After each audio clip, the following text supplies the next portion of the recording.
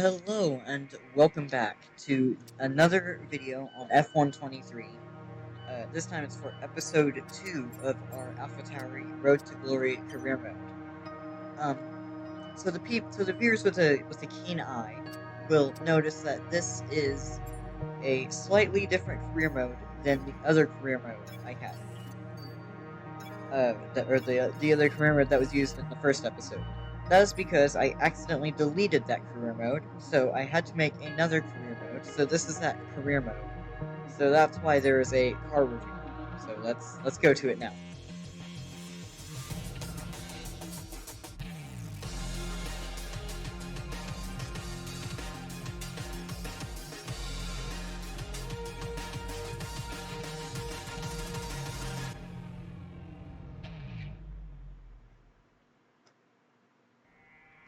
Alrighty, so there is our racing machine, which is very slow, because we are the slowest team on the grid. But hopefully by the end of the season we can make some strides, at least into the midfield, maybe behind Aston Martin. And hopefully by next season we can be fighting for podiums and wins. It looks like a department has just completed a facility upgrade. Details have been sent to your inbox. That's good, and that's going to help us churn out upgrades more and more, as now we go for a minor front downforce upgrade. So because this is technically a new season. We'll let the new parts come through the fabrication process. We'll have them with us for the next Grand Prix. What I was saying, technically because this is a new season, I made the first round at Miami. So now we have like 3 months without a race, so we have a long time to do upgrades. But now we're going to do the Ask the Drivers event. So you have to answer a bunch of questions from the quote-unquote fans. Basically, like how do I feel being an F1 driver? Really excited. Basically, how do we get into the world of breaking into like motorsport or racing? Maybe in a few years it can be esports, but for now it's still go-karting. Not an easy decision, but you handled it well. Thanks. Yeah, not an easy decision, but now we're coming to the season break, and we get some R&D points, which we can spend on upgrades. And I am going to, well, actually, we don't have enough R&D points. Our new so parts have completed without issue. They'll be on the car ready for the next race weekend. Now we have enough R&D points to buy an upgrade, and as you saw, that aero upgrade came through. And I'm going to rush the rear downforce upgrade, because that, if it succeeds, if it goes on the car, we will have that for Miami, and Miami is a rear limited circuit. And no, the downforce upgrade failed. We'll need to tell a team what to redevelop via the R&D screen. It's unfortunate that that failed, but it's still going to come on for Imola, which is a nice place to have downforce. But now we're in the race weekend. I found your workstation. My name's Pierre. I'm your man for all things R&D related, so get used to hearing a lot from me. Your workstation should be all set up and good to go, but if you run into any issues, be sure to give me a shout. Alrighty, will do. As you can see, qualifying should be interesting. It's going to get wet, maybe Q2, maybe Q3. So I'm going to do practice, and I'll see you in qualifying. Alrighty, practice went well. We had decent pace, very, very slippery on the rear end of the car. I'm going to rush some front downforce on for Imola, and I'm also going to rush some weight redistribution for Imola. So if those go on, we should have a pretty decent upgrade package for Imola. But now, we are more worried about, right now in Miami, warming the tires up, starting our first flying lap. Tires are nice and warm. Drop down into third gear for the final corner, so you can get good traction on the exit to start our flying lap. Get good traction, don't spin the wheels up, could maybe go full throttle a little bit more, but open the DRS, and now, coming into turn 1, braking as the curbing starts on the left, and we actually get good rotation into there. Using all of the curbs, maybe shouldn't use the curb on the left, because that unsettles the car. put it into 7th gear and leave it in 7th gear. But actually, I go into 8th there, and as you can see, it really unsettles the car, and we go deep into that second section of that corner. Good traction coming out of here, up the gears, into 8th gear by the time we open DRS, and topping out at about 210 miles an hour, and coming to the end of the lap, braking at the 100-meter board, I believe it is, on the right-hand side. Not very committed through the hairpin at the end. Just taking it easy on this first lap, and we are 8/10 off of George Russell. So that proves how easy we were taking it. But in the end, that's enough for P9, which gets us through to qualifying. Unfortunately, Nick DeVries not yet dropped in this game, unlike in real life for Daniel Ricciardo, but he is last.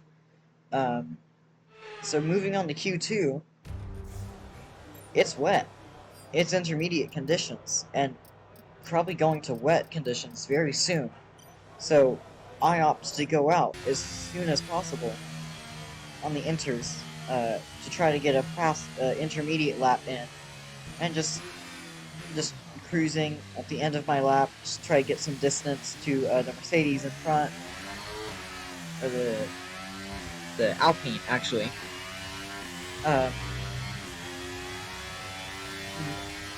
In the dry, this track is very rear limited and very easy to spin the rear tires up, but in the wet, it's even slippier, as you can see, going really deep into turn 1, and now avoiding the curbs as much as possible through the chicane. On the power, as you can see all the puddles on the circuit, and now I believe it's full wet conditions, but it's too late now. We're going to push on with the inters. As you can see, just taking it so easy through here, trying not to bend the car in the wall. Basically, that lap was just pretty boring, just cruising around in just going really slowly. As you can see, braking really early there, way before the 150-meter board. Go down to 2nd gear, short shift to 3rd, spin the wheels up a little bit, but keep it under control. Full throttle into 6th and up to 7th to the line, and we are 2 seconds, almost 3 seconds off of Lando Norris. And we actually ended up getting some front wing damage on that lap. And as you can see, people who set times, like Lando Norris and a few other drivers on the wet tires, went way faster than us. So now it's wet conditions, but it's getting drier out there. It is getting drier, as you can see, just comparing the times to the wets, to the intermediates. And by the end of the session, it's going to be intermediate conditions. So we go out on track. I'd take a set of intermediates in these unpredictable conditions. And now our engineer is saying inters. But as we try to go out on track, the game switches to wet tires. So that costs us maybe 10 seconds, and that 10 seconds will prove to be vital, because coming up to the final corner, there are only 15 seconds left. So it's going to be tight whether we can make it to the start-finish line to start our lap. And we get wheel spin, which doesn't help. And 1 seconds left, we missed the finish line. We didn't make it. So we are last in Q2. So it's really unfortunate that we weren't able to get that intermediate lap in, because I believe we would have made it into Q3. But it is what it is. It's motorsports. It's just unfortunate. All the people in the bottom 5 were on wets, and I think we could have knocked out Sergio Perez and maybe even Charles Leclerc. We wouldn't have been able to knock him out, but we would have been able to out-qualify them, make it into Q3. No more testing, no more practice. This is the real deal, and it's make or break here at round 1 of this year's Formula One World Championship. A lap of the Miami Grand Prix features 3.36 miles of track around the Hard Rock Stadium, and 19 corners make up the Miami International Autodrome, which will challenge the drivers in a tight wheel-to-wheel race. Before we begin, let's take a quick look at the grid lineup for today's race. A fantastic effort from Charles Leclerc yesterday, and it's put him on pole. And the smooth operator Carlos Sainz completes the front row. Moving on to the rest of the grid, we have Hamilton, Russell, Fernando Alonso, Norris, Gasly, Bottas, Verstappen, Perez, Hulkenberg, Oscar Piastri, Albon, Stroll, and AlphaTauri, Ocon, Magnussen, Sargent, Joe, and Nick De Vries. It's almost time for those 5 red lights to go out then. Let's see who can prevail today. A new season then, a clean... We're still in with a chance of winning this title. We need you to push as hard as you can in the 5 remaining races. There are more than 5 races remaining, and, I am not within a chance of, winning this title. So, ignoring that, 3, 4, 5 red lights, and it's the lights out, and away we go, and Albon gets a bad start, because he, gets boxed in by Nico Hulkenberg, and we go around the outside of, like, 5 cars at the start there, but locking up the rear tires a little bit. Hulkenberg sends it into turn 1, but we squeeze him out into turn 2, and, both Red Bulls having a bad qualifying, not doing good. Down in they were down in P9 and P10, but now I believe they're P8 and P9. As you can see, everyone's bunching up there because they're so close together and going slowly. So we gain a little bit on them, but I think we have a very high downforce setup on our car, because coming to the end of the straightaway. Coming to the end of the straightaway, Alex Albon is right on our tail. But they're battling hard up ahead, which brings us back into this fight. As you can see, some tire smoke right there. And they are going so slow, in fact, that I have to take avoiding action to not go into the back of Valtteri Bottas. And we're coming into the final corner before this long straight. We go around the outside of Bottas, so we are up into P10, which is the point. So a very good start for us. Was that off track? Possibly. You can argue, or not argue. You can state your point in the comments section below. But the game thought it was legit, so I'm gonna keep going. Okay, you're in the top 10. Yep, I'm in the top 10, and Max Verstappen is caught off guard by us, tapping his rear wheel a little bit. That Red Bull has a bad history with getting hit in the right rear, but this time it's okay for Max Verstappen.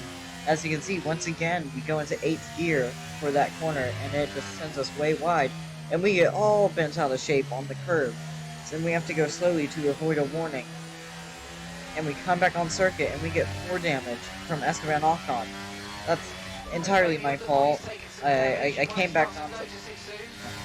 That's entirely my fault. I came back onto the circuit in a dangerous way.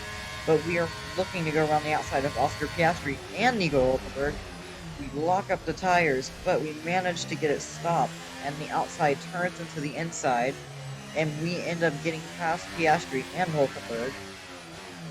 And now Bottas is holding up Alex Albon. And Alex Albon not making the most out of going long on those medium tires, getting held up by Valtteri Bottas.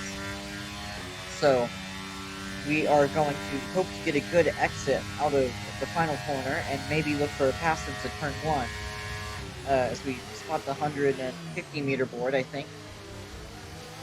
And getting a decent exit, getting a really good exit, and we're going to deploy the battery, get in the slipstream with Albon. Okay, you're in the dirty area of the car in front, let's get past them. And try to send it down the inside. This lap, we can use DRS when you're within 1 second of the car ahead and in the DRS zone. No! And we make the move stick, but we end up squeezing him into okay, the safety car into is out. turn Safety 2. car is out. We need to form up at reduced pace. Keep a close eye on that delta time. Make sure to keep it positive. Okay, we've been informed of an That was so unfortunate. We made the move stick, but we squeezed them so much. But now, unfortunately, our teammate Nick De Vries is right in front of us as we as we need to come into the pits this lap to get a new front wing and change tires. So we are going to have to sit right behind our teammate in the pit phase, but and I apologize for the echoey audio. I am trying to work on a way to fix it, and hopefully in the next few episodes it will be fixed. But now Nico Hulkenberg is getting held up by me, who is getting held up by Nick DeVries, and Nick DeVries also had to change his front wing. So now we are finally able to go into the pits, and Nico Hulkenberg is finally able to leave the pits. We are really lucky that we didn't get a penalty from that incident. Let's go now. Come on. That was a fantastic stop, faster than we were expecting. Nick's coming in for his stop. Pit strategy complete. Fantastic stop. That was 7 seconds. What are you talking about, Mark? Now we're going to have to catch up to the safety car train, and they're all behind the safety car. And as you can see, cold tires not providing a lot of grip, so we're gonna have to push pretty hard to get these tires warm. But realistically, I should have gone to the hard tire to try to make it to the end of this race without making another pit stop. But it is what it is. It's a done deal. We're in last place, trying to catch up to the pack of cars in front of us. And who knows? Maybe some cars will come into the pits this lap. As you can see, the rear tires are up to temperature, but the front tires are still ice cold. So we take it easy into this corner, just trying to warm the tires up a little bit, not push the car too hard, not wear out the tires too much, but of course it's a race. We want to catch up to the cars in front as quick as possible. Going through this Mickey Mouse section, going under the highway. And now I believe Valtteri Bottas is coming into the pits. Yes, he is. And the Ferrari is in the pits as well. So, I might regretting not pushing that hard, because we might have been able to come out in front, but I think we're too far back to come out in front of him, because now he's finished with his pit stop, and we haven't even come across the start-finish line. So we're gaining on him, but now he's released the pit limiter, and he's come out in front of us. So, who knows, maybe we wouldn't have been able to come out in front of Bottas, but who knows? It is what it is. We're still in last. There's still 15 laps ahead of us. So now we're finally starting to catch up to the safety car train in front of us, and hopefully by the end of the straight or midway down the straight, we'll catch up to them and be able to pull down the brakes, cool down the tires a little bit, save some fuel. And now, whoa, we are kind of caught off guard. And no, George Russell. Oh, that's unfortunate for George Russell. He has an engine failure under the safety car. So him, but good for us. We move up a position for free. Hopefully a safety car comes in this lap so we can get underway. And finally get some actual racing action. And yeah, safety car is coming in this lap. So you see me doing some burnouts to warm the tires up. As you can see, they're a little bit cool, but they're pretty good. As now we put the fuel mixture into standard to give us some extra power on the race restart. And we don't want to ram into the back of Bottas, but now down into second gear, going to get a wide line to get a good exit.